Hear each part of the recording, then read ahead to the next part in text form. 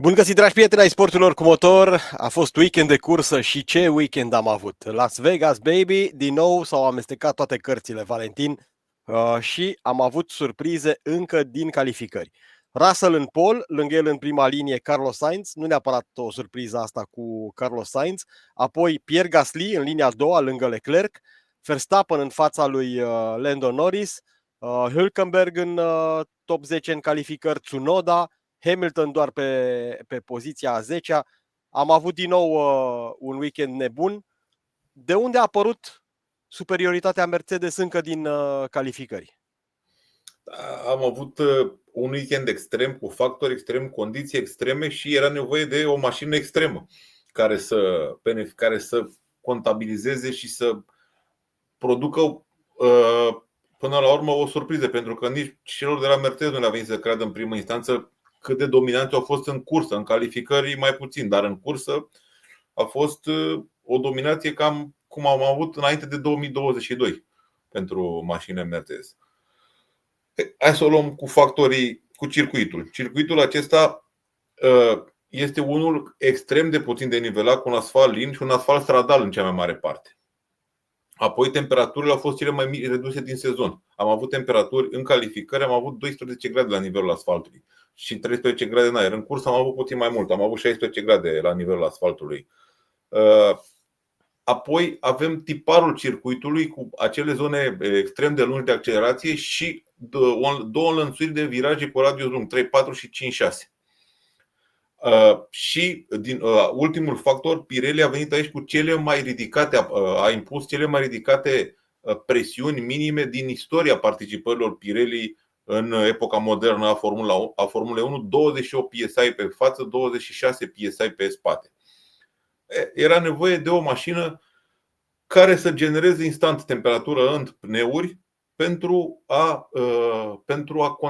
a reuși o performanță deosebită. Iar să zic așa, era nevoie de o mașină cum a fost Ferrari SF23 anul trecut, o mașină care să genereze instant temperatură în pneuri. Iar asta a făcut Mercedes. Mercedes a reușit să aducă pneurile în fereastra de operare imediat, fără încă un tur de pregătire cum au făcut cei de la Ferrari, McLaren și așa mai departe.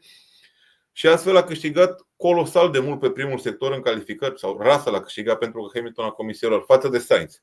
Russell a fost cu 32 de sutimi mai rapid ca Sainz pe primul sector, până când pneurile Ferrari au început treptat să intre în fereastra de operare și diferența de la final fiind de 9 sutimi de secundă în favoarea lui George Russell. Acesta este primul aspect. Al doilea aspect este modul în care a gândit Mercedes setup-ul raportat la Ferrari. Mercedes, după prima sesiune de antrenamente, a mizat pe un setup cu o aripă tip Monza, dar o aripă spate mult mai generoasă ca cea Ferrari. O aripă spate mult mai generoasă a permis pentru un balans aer optim și adoptarea unei aripi față cu un unghi de atac mai ridicat și care să genereze mai multă apăsare pe față. Astfel că am avut, dincolo de echilibrul pe față-spate, am avut și mai multă apăsare pe puntea față. Mai multă apăsare pe puntea față înseamnă și un control mai bun al pneurilor și viteze de abordare mai mare a celor viraje înlănțuite cu radius lung 3, 4 și 5, 6. Și mai avut un factor pe care multă lume l-a trecut cu vederea. Mercedes avea nevoie doar de un singur tur de pregătire, doar de outlet pentru a intra apoi direct în turul de forță. Asta înseamnă că au îmbarcat mai puțin combustibil în rezervor, cu aproximativ 2 kg mai puțin. 2 kg mai puțin, plus că nu au tăiat acel vârf de aderență al pneului soft, cum au făcut Ferrari, McLaren în acel tur foarte tare de pregătire al anvelopelor. Astfel încât contabilizat acest avantaj dat de combustibil mai puțin în rezervor și acele pneuri cu acel peak grip intact, a câștigat undeva la o zecime și jumătate Mercedes aici. Plus faptul că ducea în fereastra de operare pneurile de la trecerea de sosire. Astfel încât polul a fost, să zic așa, ceva așteptat încă din ziua de vineri pentru Mercedes. Asta pentru că Ferrari-ul de anul acesta este opusul celui de anul trecut. Generează mai greu temperatură, mai ales când avem puține grade la nivelul asfaltului, dar apoi are un control mai bun al pneurilor, în teorie. În practică nu a fost așa. Surpriza mare a fost, cea mai mare surpriză a fost Gasly, o mașină cu cel mai redus nivel de drag dintre toate și cu un monopost care, datorită șasiului și suspensiei, a generat instant, la fel ca la Mercedes, temperatură în pneuri, astfel încât Gasly a reușit poate cea mai surprinzătoare performanță din calificarea sezonului 2024. Da, Gasly clar un asset pentru echipa Alpine, ținând cont că nici nu a distrus multe mașini, foarte econom și a și luat puncte sezonul acesta. Start, toată lumea sau majoritatea pe medium, au fost pe hard Bottas, Perez și Colapinto, care a plecat de la linia boxelor. La fel, Colapinto a produs iarăși o gaură serioasă în bugetul celor de la Williams. Alonso pe soft. Așadar am avut toate cele trei compoziții. Un tur de formare înainte de start rapid, pentru că toată lumea își dorea să aducă temperatură în pneuri, pentru că era nevoie de asta. Dar Russell clar fără probleme la start acolo. Da, înainte de asta spunem că Gasly, dacă tu ai vorbit despre el, este singurul pilot care nu a produs niciun fel de daună echipei sale. Exact, da, asta ceea ziceam. ce este o realizare extraordinară. Iar Williams aproape sigur au depășit. Discuțiile în paddock se îndreaptă către această concluzie. Williams au depășit bugetul alocat pentru 2024. Dar asta vom vedea abia undeva prin septembrie 2025, când vor apărea acele calcule contabile ale FIA. Dar revenind la start, Russell, evident, cu pneurile în fereastră de operare de la început, Ferrari a ajutată puțin de temperaturile mai ridicate față de zilele trecute și Leclerc din nou a plecat din poziția 4 și părea că, știi cum, când pleacă din poziția 4 are șanse la victorie. Da, a trecut și de Gasly și de Sainz. Da. Și apoi am avut ceea ce nu se aștepta nimeni. Leclerc a forțat exagerat de tare în primele tururi, deoarece, conform inclusiv calculelor Ferrari, singura șansă pentru a despărți până la final cele două Mercedes-uri sau a reuși mai mult decât locul acela pe care l-a avut la final de cursă era să treacă rapid de George Russell. Numai că nu a reușit asta și și-a compromis complet anvelopele după 4 tururi. Anvelopele au fost afectate de un graining masiv, ceea ce la George Russell nu s-a întâmplat. După ce George Russell a parat asta, apoi cursa a fost a lui. Dar George Russell ar fi putut pierde această întrecere doar dacă apărea vreo anomalie sau dacă avea vreo problemă tehnică. Da, clar, asta a fost una din principalele probleme pe care toată lumea voia să le evite. Un pit stop ceva mai devreme din cauza degradării pneurilor. Hamilton, colegul lui Russell, plecat de pe 10 și el într-o cursă de recuperare, fix după ce toată lumea spunea că Ferrari a făcut o greșeală majoră, că îl înlocuiește pe Sainz cu Lewis Hamilton. Tocmai am mai demonstrat că mai există ceva acolo. Da, doar că Hamilton putea să demonstreze mai multe. În calificare a comis 2 erori. În fiecare dintre cele 2 tururi din Q3 a comis câte o eroare și a ratat orice șansă la pole sau la prima linie. Și a plecat dacă pleca din prima linie sau din primii 4, aveam cu totul altă cursă. Dar plecând din poziția 10, doar a limitat daunele. Da, a intrat la boxe George Russell în turul 13 și asta a făcut ca Lewis Hamilton să ajungă cumva în față. A ales harduri Russell. Mercedes a jucat bine și din punct de vedere al strategiei, cu Russell făcând o cursă absolut fără probleme. Da, Mercedes, am spus, a ales un setup cu mai multă apăsare, inclusiv prin intermediul aripilor, dar și făcut posibil acest nivel de downforce mai ridicat. Mercedes W15 a fost mașina cu cel mai ridicat coeficient de apăsare din toate mașinile de pe grilă.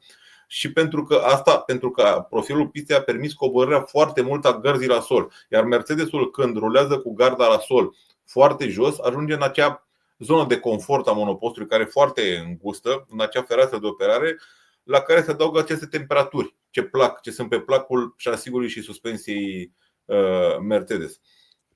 Pneul acesta medium pe care s-a pornit e pneul cel mai problematic din cadrul gamei Pirelli. Teoretic are o fereastră de operare de 25 de grade, în practică e mult mai redusă această fereastră de operare, iar Pirelli a oferit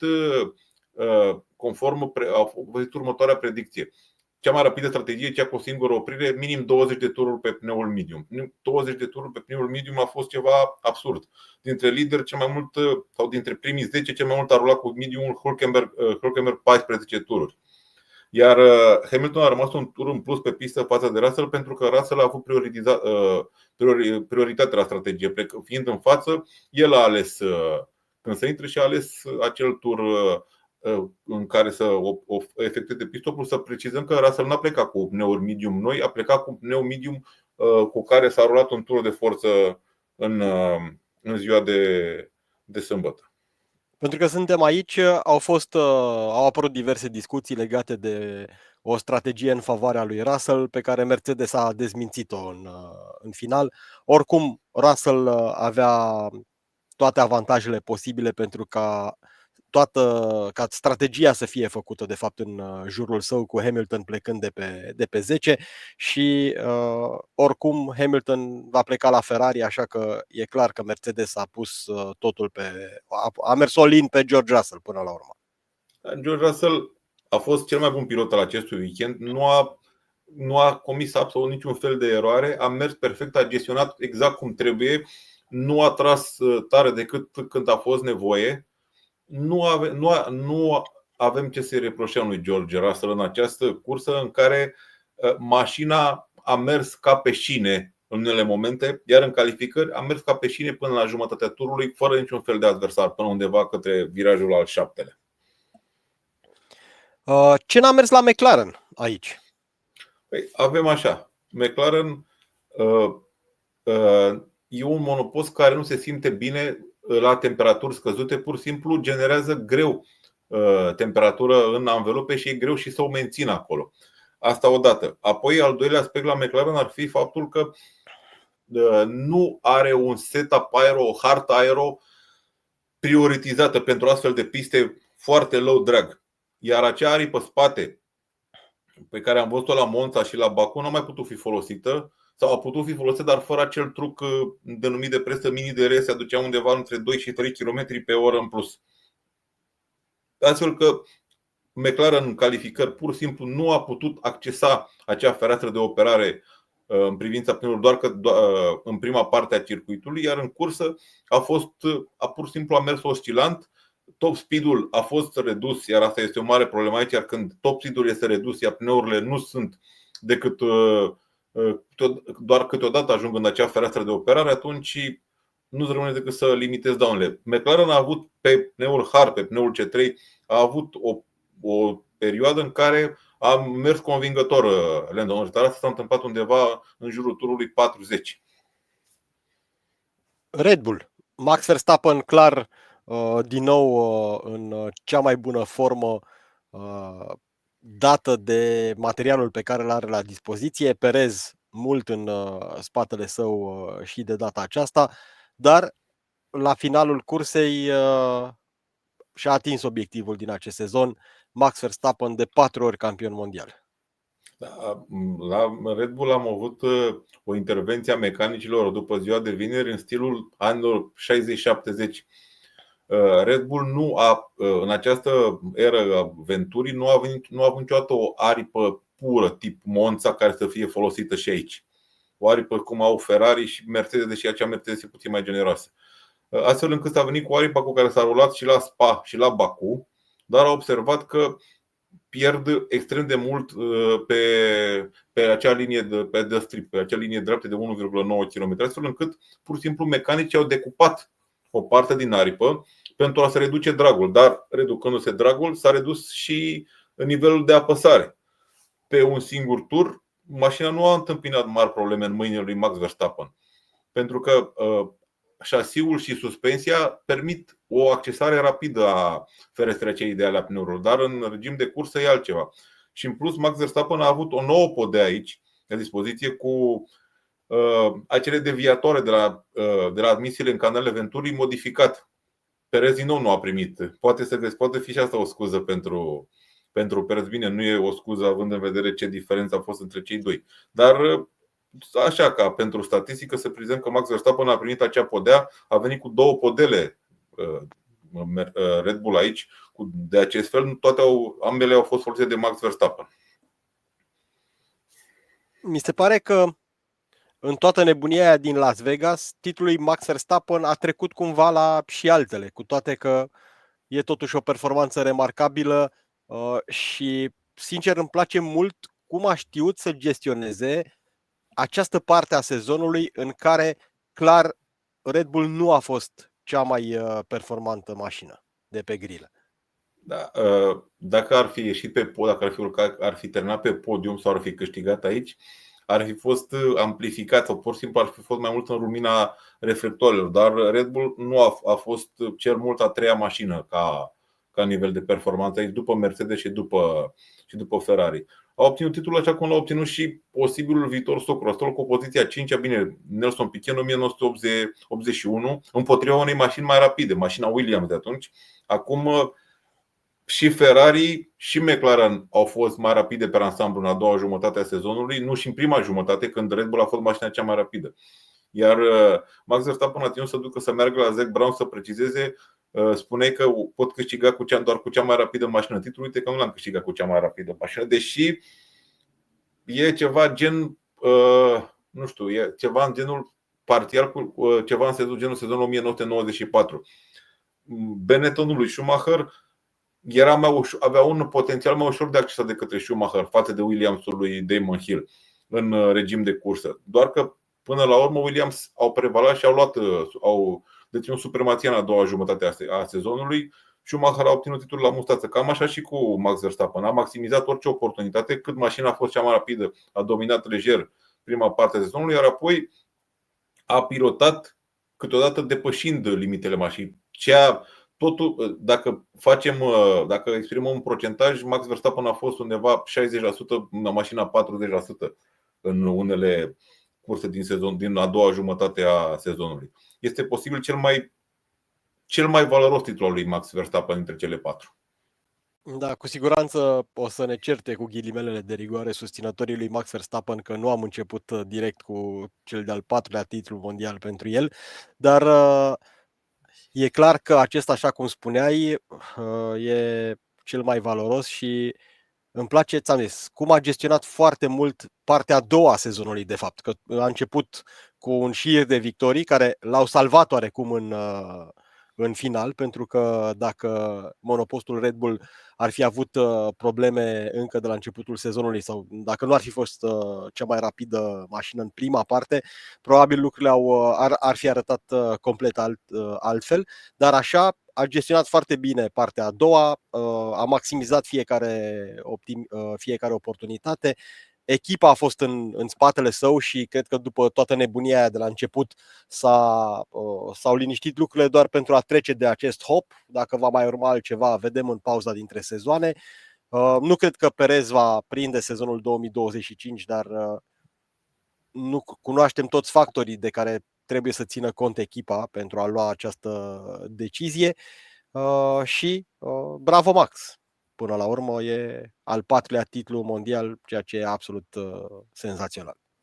Și cu ce mai seamănă puțin până la un punct și cu sezonul 2009, cu Jenson Button având mașina cea mai rapidă la începutul stagiunii, iar apoi, neavând bani de dezvoltare, Red Bull au luat ștafeta. Numai că până la urmă Jenson Button a reușit să se încoroneze campion. Bine, Jenson Button nu e la nivelul lui Max Verstappen. Și Jenson Button nu a avut de înfruntat o pleiadă de mașini superioare precum Max Verstappen, 2 Ferrari-uri, 2 McLaren-uri și acum și Mercedes. Plus în alte curse Mercedes, spre exemplu la Spa sau la Silverstone. Da, gândește-te ce sezon am avut. Știi că ne doream de mult asta cu 2 echipe măcar cu șanse la victorie. Anul acesta au fost 7 piloți care au câștigat mai mult de o cursă pe parcursul sezonului. Nu s-a mai întâmplat asta niciodată în istoria Formulei 1. 7 piloți diferiți care au câștigat mai mult de o cursă. Bine, avem și mult mai multe curse, pentru că în anii 50 nu prea puteam să avem 7 piloți care trece fiecare 2 curse, că erau doar între 6 și 9 etape atunci contăm pentru Absolut, turul mondial. absolut. Știi ce ar fi interesant? Ca Să să fie câștige mai Perez, să Perez câștige ultimele Perez două. Ultimele da. două, să fie și el cu 2 victorii. Da, Atunci ar fi interesant. ar fi clar salvarea sa Bine, de la... e undeva spre imposibil. Asta e posibil. Aș spune că Perez pe circuite precum Qatar și Abu Dhabi va performa mai normal. Nu avem aceste condiții speciale, acești factori extrem din Las Vegas, de la temperaturile extrem de scăzute, la presiunile extrem de ridicate și la tiparul acestui circuit. Ai văzut în cursă, Zac Brown ținea cu Mercedes de data aceasta, lăsând la o parte că Mercedes furnizează motoarele pentru McLaren, dar o clasare bună a celor doi piloți de la Mercedes în fața celor de la Ferrari ajută McLaren în lupta pentru titlul constructorilor. McLaren a avut aici noroc, între ghilimele, prin prisma performanței extraordinare a mașinilor ambilor piloți Mercedes, pentru că părea după ziua de vineri că Ferrari, chiar dacă e posibil să nu ia polul, ar avea prima șansă în regim de cursă, pentru că după aceste simulări Ferrari avea cea mai redusă degradare sau cel mai redus graining. Doar că Mercedes a operat modificări, iar cine a observat cu modul în care au rulat Leclerc și Sainz, au observat că după 5, 6, 7 tururi pneurile au căzut în performanță și au urmat oscilații masive în ritmul celor doi. Ferrari a venit aici cu o abordare prea extremă, iar în ziua de vineri au avut la dispoziție 2 aripi. Acea aripă tip Spa, ce a fost folosită și în Baku, ce genera mai multă apăsare, numai că nu aveau cu ce să echilibreze pe față și s-ar fi ajuns la un dezechilibru aero între punți. Au avut numai aripă tip Monza, o aripă față aproape plană, identică cu cea de la Monza ca format, numai că mai ușoară. Astfel încât Ferrari a avut mai puțină apăsare pe puntea față și asta a dus la un control mai slab al pneurilor și la acel graining care i-a afectat pe ambii piloți, pe Sainz și pe al doilea stint, pe Leclerc doar pe primul stint pe compoziția C4. Să facem un joc, să ne imaginăm că am fi avut o singură echipă mai bună decât Red Bull, McLaren în speță, cu Lando Norris și Oscar Piastri împotriva lui Max Verstappen. Acum Lando Norris a fost până la un punct principalul adversar al lui Max Verstappen în lupta pentru titlu, dar departe de ceea ce poate să facă Lando Norris. Nu cred că era încă, sau nu cred că e încă pregătit pentru un duel pentru titlu care să dureze un sezon întreg. Hai să mă exprim diferit. Lando Norris e pregătit pentru un duel, dar nu cu Max Verstappen în formă de vârf. Lando Norris e la nivelul multor campioni, multor piloți care au câștigat titlul mondial, spre exemplu la nivelul lui Damon Hill, la nivelul lui Jacques Villeneuve. Chiar dacă Jacques Villeneuve va spune că are vârfuri în pilotaj puțin peste Lando Norris, la nivelul lui sau peste nivelul lui Denny Hulme, Phil Hill, campion cu Ferrari în 1961, sunt campioni mondiali al căror nivel a fost atins de Lando Norris. Numai că acei campioni mondiali, acei piloți au câștigat titlul în acele sezoane în care nu au avut un pilot sau o combinație între un pilot, unul dintre cei mai mari piloți din istorie, și o mașină pe măsura acestuia. De exemplu, Damon Hill a câștigat în 1996 titlul, dar singurul său adversar a fost Jacques Villeneuve, debutant la Williams. Michael Schumacher, cel mai bun pilot din lume atunci, a avut parte de un sezon la Ferrari cu 7 abandonuri tehnice. Și o mașină considerată de Eddie Irvine cea mai rea mașină pe care a pilotat în cariera sa. Astfel că dacă îl scoatem pe Max, gândește-te ce s-ar fi întâmplat dacă în locul lui Max Verstappen era alt pilot la Ferrari. Și nu mă gândesc la un pilot nu la nivelul lui Perez, pentru că Perez ai văzut pe ce poziție e, dar un pilot, să zicem, la nivelul lui Carlos Sainz. Ar fi fost altceva. Pentru că inclusiv stilul de pilotaj al lui Max Verstappen l-a ajutat să maximizeze aceste oportunități și pur și simplu să ocolească problemele mașinii și să în unele curse să pur și simplu să bată nivelul teoretic posibil al monopostului, cam cum povesteau inginerii de la McLaren și Honda despre Senna în ce privește tururile sale de calificare. Da, e clar că Lando Norris nu ar fi putut să facă mai multe în aceste condiții și l-a și încurcat faptul că McLaren nu a fost de fiecare dată cea mai rapidă mașină, pentru că am avut de data aceasta 4 echipe cu potențial să câștige curse, ceea ce este absolut fabulos. Oscar Piastri și el cu un sezon bun, dar acum pe final parcă nu la fel de rapid ca Lando Norris și asta ar putea să încurce pe cei de la McLaren în atingerea obiectivului principal, ca să zic așa, cel de câștigare al titlului la constructori. Da, doar că Ferrari a ratat ceea ce posibil a fost cea mai mare șansă de a tăia masiv din ecartul până la McLaren. Ferrari a luat doar 12 puncte în plus aici față de McLaren. Iar Lando Norris, vis-a-vis de ce spune titlul piloților, declarat după această cursă, titlul l-am pierdut în primele 6 curse. Atunci s-a decis soarta titlului. Oscar Piastri a fost cel puțin oscilant după victoria de la Baku. Avem aici și o combinație între un monopost care nu agrează cerințele circuitului și un pilot care nu agrează un astfel de tipar al circuitului. Dar urmează Qatar, unde anul trecut Oscar Piastri a obținut prima sa victorie în Formula 1. Bine, o victorie într-o cursă de sprint, pe un circuit cu înlănțuiri de viraje cu radius lung ce nu plac Ferrari. Un circuit care intră în aceeași categorie cu Zandvoort, cu Hungaroring, parțial cu Barcelona și cu ce avem în sectorul 2 la Interlagos. Bun, hai să vedem care e situația la Ferrari. La McLaren e clar, merg mai departe oricum cu Lando Norris și Oscar Piastri și totul depinde de cât de competitivă e mașina anul viitor.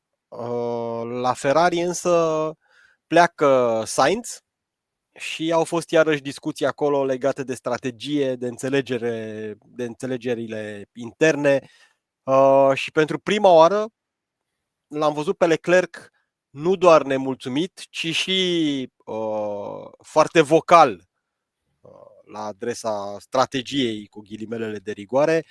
Acum unii spun că ar fi uitat să închidă comunicarea și să nu se audă tot ceea ce a spus prin radio, dar până la urmă cred că îi face și lui bine să ventileze un pic toată frustrarea adunată.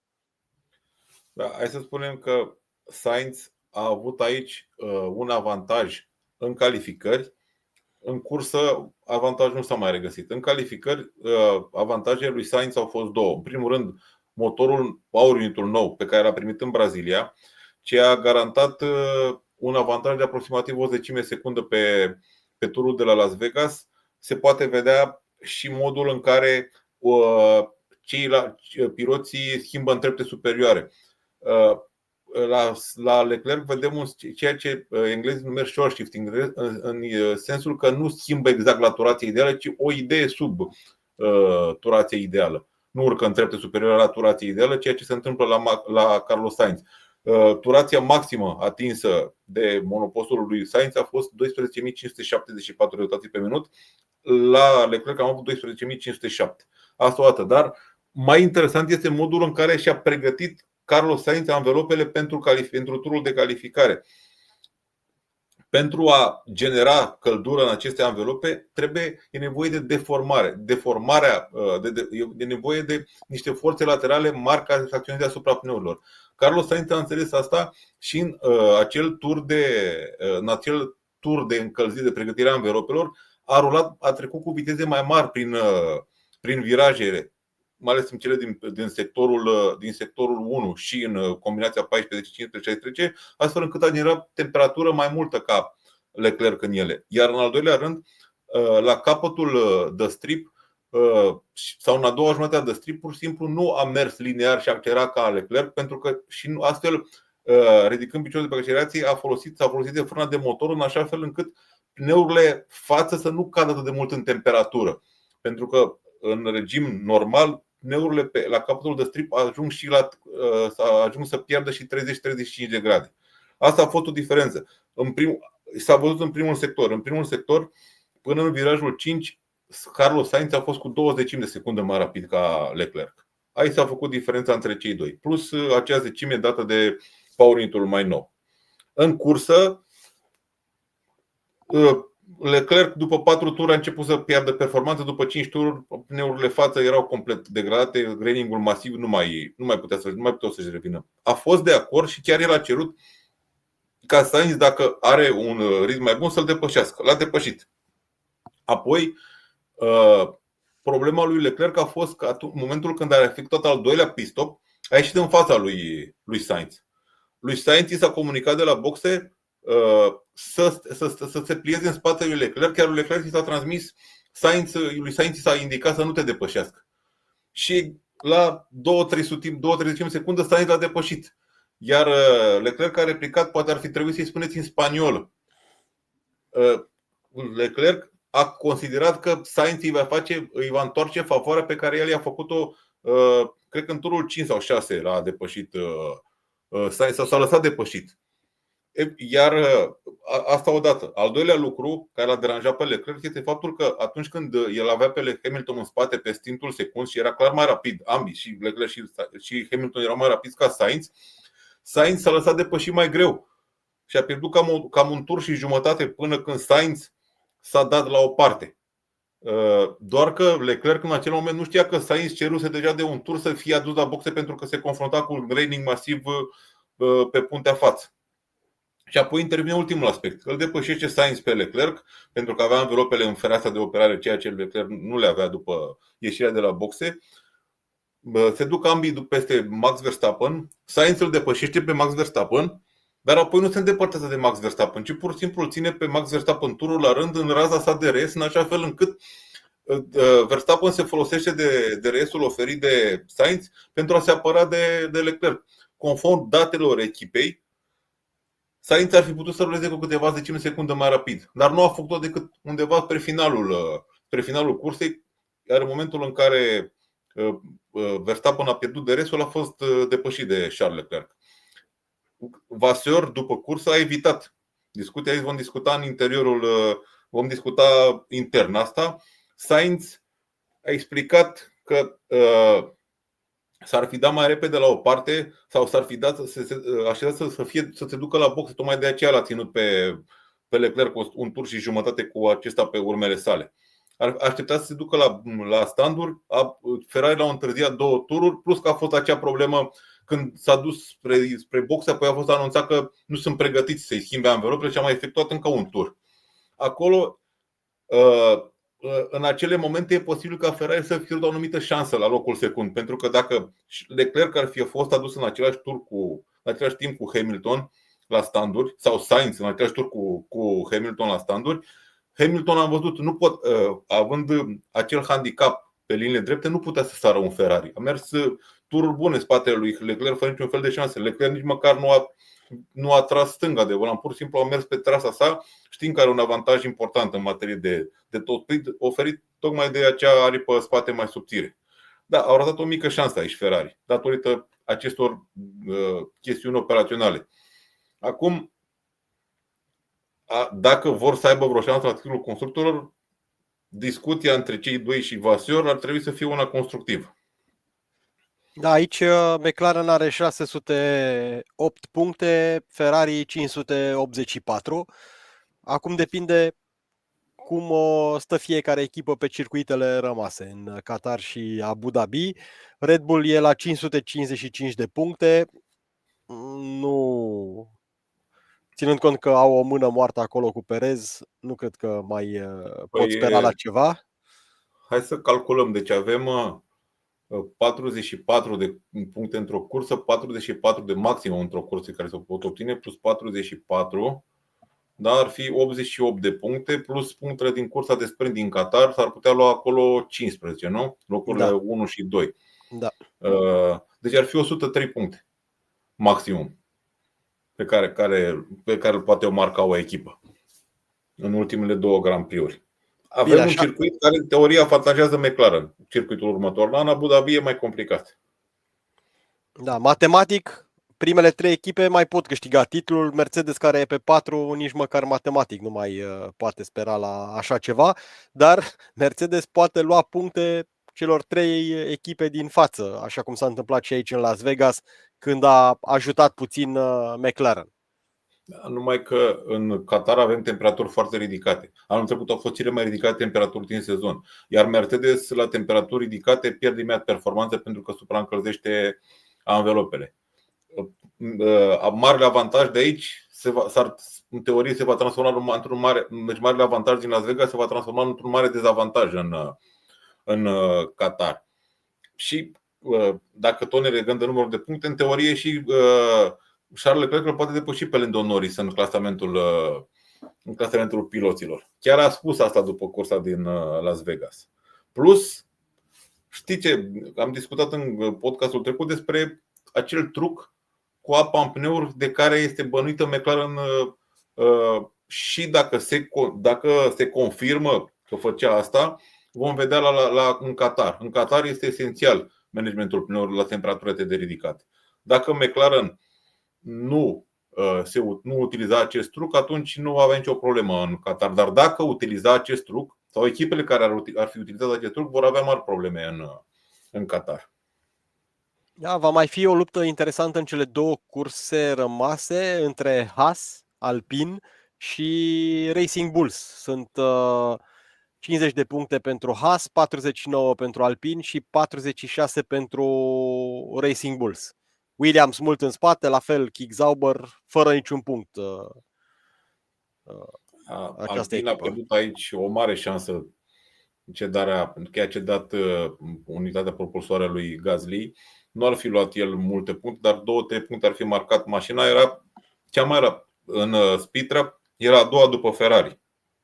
Era mașina care e doar Ferrari și Alpine au trecut de 350 de km pe oră la capătul de strip.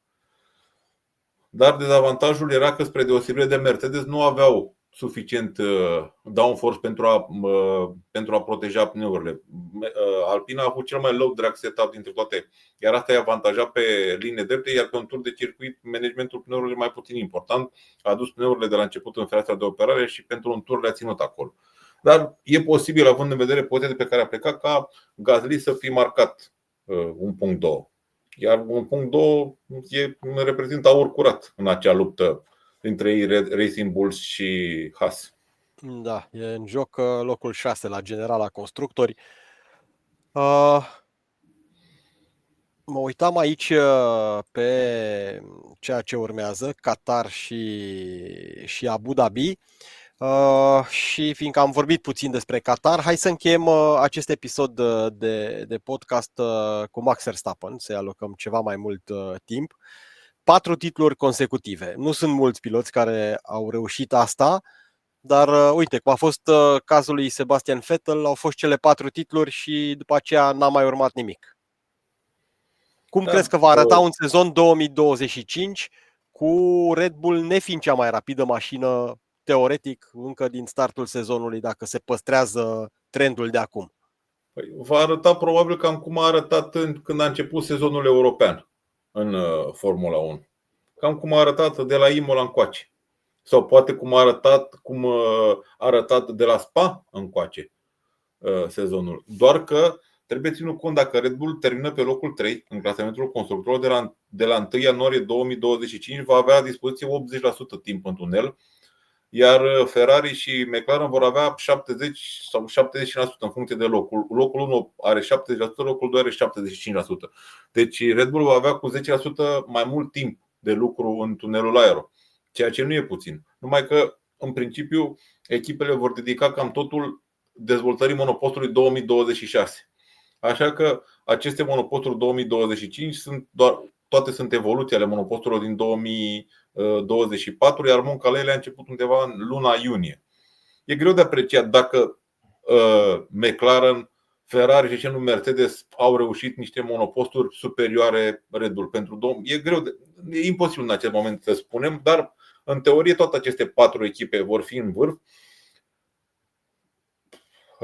Cu Ferrari, dacă reușește să înfiereze aceste greșeli operaționale și această cale de dezvoltare greșită pe care au ales-o începând cu Barcelona, cu un cuplu format din Hamilton și Leclerc, cel mai puternic cuplu de pe greu și unul dintre cele mai puternice cupluri din istoria campionatului mondial de Formula 1, atunci Max Verstappen cu Sergio Perez cu echipier ar avea șanse minime la titlul constructor. La piloți e prea devreme să ne pronunțăm. Nu știm nimic despre monoposturile 2025, știm doar că Ferrari a dus aici o podea experimentală pe care a testat-o Carlos Sainz o jumătate de oră în antrenamentele cu numărul 1 pentru a corecta anumite probleme de corelare între tunel, lucru cu dinamică, complexitatea fluidelor și ce se întâmplă pe circuit. Uite, vezi, asta mi se pare încă un motiv pentru care Red Bull ar trebui să ia o decizie rapid și tocmai văzusem o știre dimineață că va fi o întâlnire imediat după Abu Dhabi și se va discuta exact asta, pentru că dacă se păstrează acest raport de forțe oscilant de la un circuit la altul, Red Bull are nevoie de un pilot lângă Max Verstappen care să-l ajute mai mult decât o face Perez. Da. Și ajungem la declarația lui Yuki Tsunoda, care a spus: mi-au adus mai mulți coechiperi, i-am bătut pe toți. Dar uite că tot n-am șanse să pilotez pentru echipa mare. Și așa ajungem și la Sainz și la motivul pentru care nu a fost preferat alături de Max Verstappen.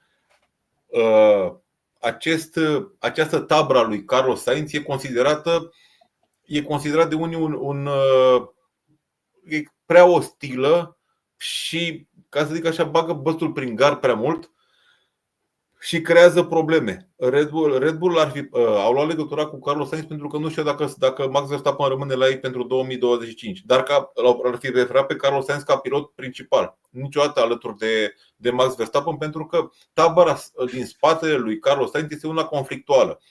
Asta este și unul dintre motivele care au ușurat sarcina lui Elkan de a aduce pe Lewis Hamilton, care are în jurul său un mediu mai puțin conflictual și în general e un pilot mai puțin conflictual ca Sainz.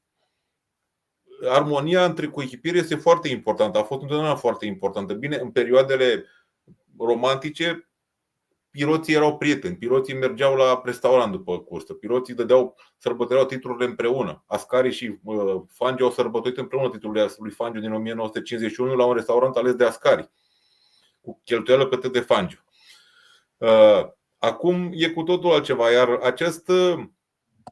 această tabără din jurul lui Sainz a îndepărtat pe mulți. La Mercedes n-a avut de la început nicio șansă, pentru că Antonelli era de mult în cărți acolo. Dar faptul că sunt insistenți și sunt mai mulți oameni în jurul lui Sainz care merg cu el la circuit și încearcă să destabilizeze și altfel, să zic, cu echipierul decât prin ce se întâmplă pe pistă, i-a făcut pe cei de la Red Bull să fie reticenți și tocmai de aceea l-au lăsat. Când a plecat din tabăra Red Bull, s-a dus la Renault și apoi la McLaren. Știm ce conflict a fost între cele două, între tabăra Sainz și tabăra Verstappen în 2015 și începutul lui 2016 la fosta Toro Rosso, când tabăra Verstappen a prevalat tocmai datorită relației dintre Jos Verstappen și Helmut Marko.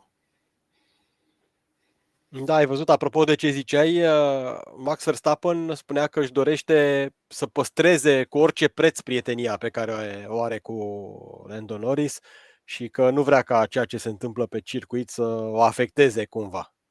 Ei călătoreau împreună, împărțeau avionul privat, făceau multe lucruri Max Verstappen împreună cu Lando Norris. Pilotul cu care Max Verstappen se înțelege cel mai bine pe pistă e Charles Leclerc. Cu Charles Leclerc nu a avut niciodată încleștări cum a avut cu Lando Norris și cu Charles Leclerc, s-a bătut la titlu în prima jumătate a sezonului 2022. Cu Lando Norris nu mai știm dacă relațiile mai sunt atât de bune. Și Hamilton și Rosberg erau prieteni. Da, până la un punct. Până la un punct. Bine, acolo au fost și cu echipieri. Lando Norris că e cam în categoria asta, Nico Rosberg sau aproape de Nico Rosberg, cam acolo. Așa cum Max Verstappen e în categoria lui Lewis Hamilton. Avem în acest moment, cel puțin, avem 3 piloți în activitate care ar fi undeva în primii 10-11 din toate timpurile în Formula 1. Și excludem perioada 450 când nu au fost un campionat mondial organizat.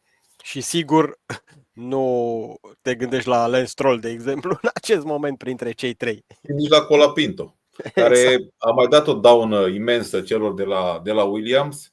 Și deja acea sumă pe care a vehiculat inclusiv Autosport de peste 20 de milioane de dolari pe care o cere Williams pentru a le libera, pe Colapinto deja pare ceva fabulos.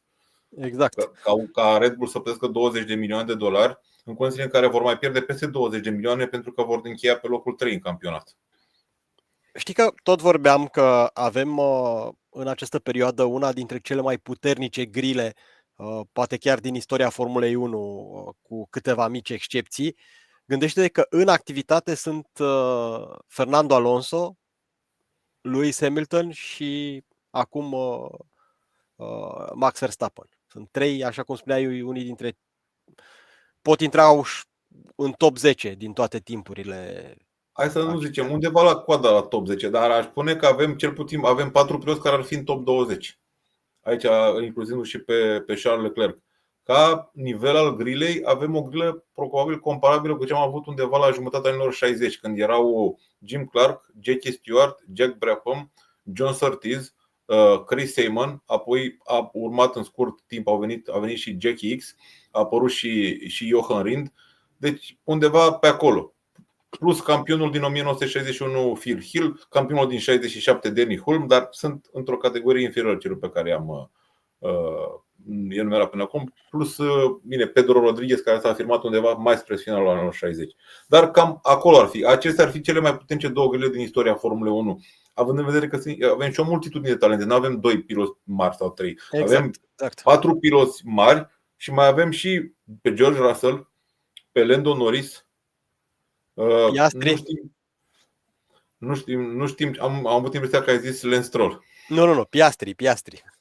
Piastri, hai să zicem că ar fi și el pe acolo. Și avem pentru 2025 Antonelli, pe care Wolf îl vede ca următorul Max Verstappen, Ollie Berman, care a impresionat atât la Haas, l-a bătut în calificări pe Hülkenberg, considerat unul dintre piloții cei mai rapizi pe un tur.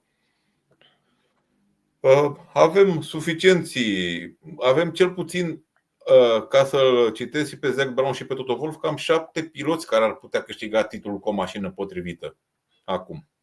Apropo de asta, cu mașina potrivită, și e ultimul subiect din acest episod de podcast, ar fi putut ieși sau ar fi putut câștiga titlul Max Verstappen cu McLaren sau cu Ferrari anul acesta?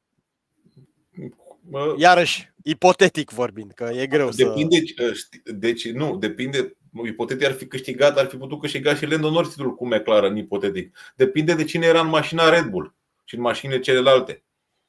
Pentru că dacă în mașina Red Bull ar fi fost Perez cu Liam Lawson, ar fi câștigat Max Verstappen titlul și cu McLaren și cu Ferrari. Dar dacă în mașina Red Bull ar fi fost Hamilton sau Leclerc, atunci, mai ales Leclerc, pentru că mașina Red Bull are un stil diferit, are un stil care un concept care nu se pliază pe stilul lui Hamilton, atunci ar fi fost altceva. Dar da, ar fi putut câștiga și cu McLaren și cu Ferrari. Cu Mercedes nu, pentru că e mașina cea mai capricioasă și mai oscilantă dintre toate. Dar dacă ar fi fost la McLaren, cu siguranță Max Verstappen nu ar fi comis atâtea erori ca Lando Norris și ar fi maximizat potențialul mașinii, în sensul că și la Monza s-ar fi descurcat mai bine, și la Barcelona s-ar fi descurcat mai bine, și la Silverstone s-ar fi descurcat mai bine, la Imola la fel. Asta în condițiile în care cine ar fi fost în locul său la Red Bull nu s-ar fi descurcat la nivelul la care a făcut-o Max Verstappen. Așa cum am spus-o, în Red Bull, în acest concept Red Bull, cu echipa aceasta Red Bull în spate, niciun pilot actual nu l-ar bate pe Max Verstappen pe durata unui întreg sezon. În curse, da, dar pe durata unui întreg sezon, dintre piloții actuali, niciunul nu l-ar bate. Și foarte puțin din Formula 1, din istoria Formula 1, poate 2 sau 3. Și hai să încheiem că uitasem de o întrebare care a venit. Am atins puțin subiectul, dar am primit o întrebare legată de McLaren și Ferrari. Dacă cele două echipe sunt într-o poziție mai bună comparativ cu Red Bull Racing pentru 2025, ținând cont de cum stă situația în acest moment.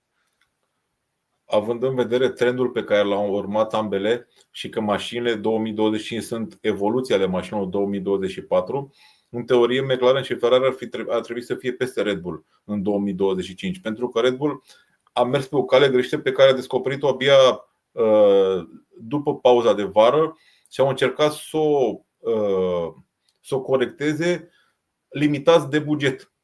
Dacă Red Bull-ul a găsit calea corectă de dezvoltare începând acestui monopost RB20 și o va proiecta în RB21, atunci, având în vedere și că au mai mult timp în tunel, ar trebui să fie un soi de echilibru. Dar, în teorie, McLaren și Ferrari ar trebui să aibă un mic avantaj pe partea de dezvoltare și pe partea de piloți.